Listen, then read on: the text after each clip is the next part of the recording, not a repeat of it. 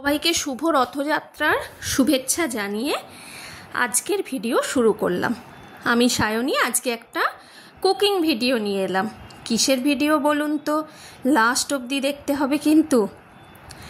হ্যাঁ, নিরামিষ একটা রেসিপি। রথের দিন, কালকে বিপত্তারিণী, নিরামিষ রেসিপি নিয়ে আজকে চলে এলাম।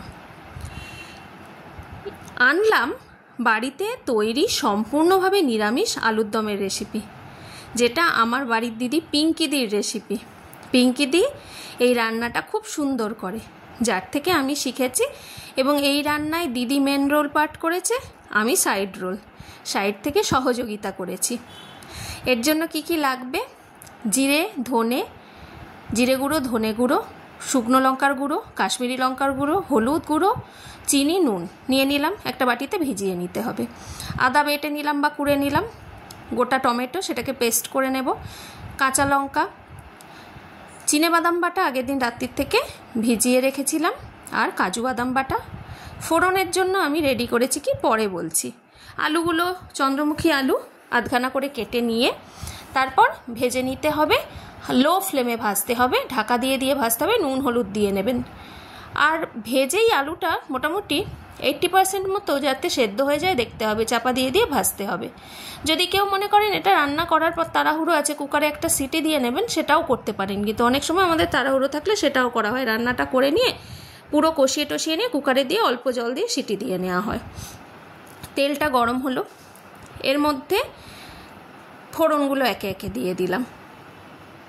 তারপর ফোড়নগুলো দেওয়ার পর ভালো করে ফোড়নটা যাতে পুড়ে না যায় দেখতে হবে। ভালো করে ফোড়নটা হয়ে গেলে তার মধ্যে আস্তে আস্তে সব ইনগ্রেডিয়েন্টসগুলো দিতে হবে। এই রান্নাটা আমাদের বাড়িতে সবাই খুব পছন্দ করে। আমরা গেস্ট এলেও এটা খুব করে থাকি। লুচি, পরোটা, মুড়ি সব কিছুর সাথে এটা খুব সুন্দর যায়, খুব ভালো লাগে। এই দিদির হাতের এই রান্নার জন্য আমি বলি তুমি আলুর দম স্পেশালিস্ট।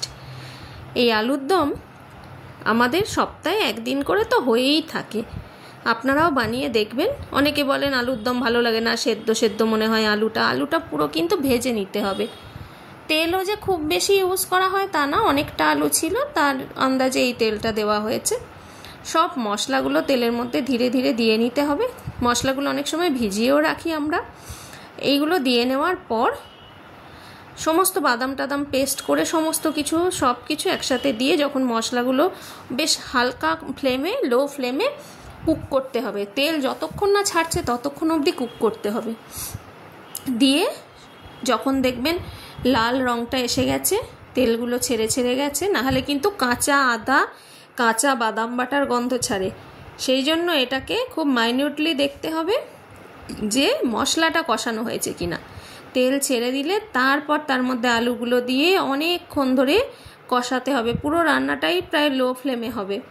ধীরে ধীরে কষিয়ে নিয়ে সেই দিন আমরা কুকারে একটা সিটি দিয়ে নিয়েছিলাম। আপনারা চাইলে জল ঢেলে তারপরে এটাকে ফুটিয়ে নিতে পারেন। গ্রেভি তো একটু লাগেই, লুচি, পরোটা, ফ্রায়েড রাইস যার সাথেই খান গ্রেভি লাগবে। নমস্কার, ভালো থাকবেন সবাই। কমেন্ট করবেন, সাবস্ক্রাইব করবেন।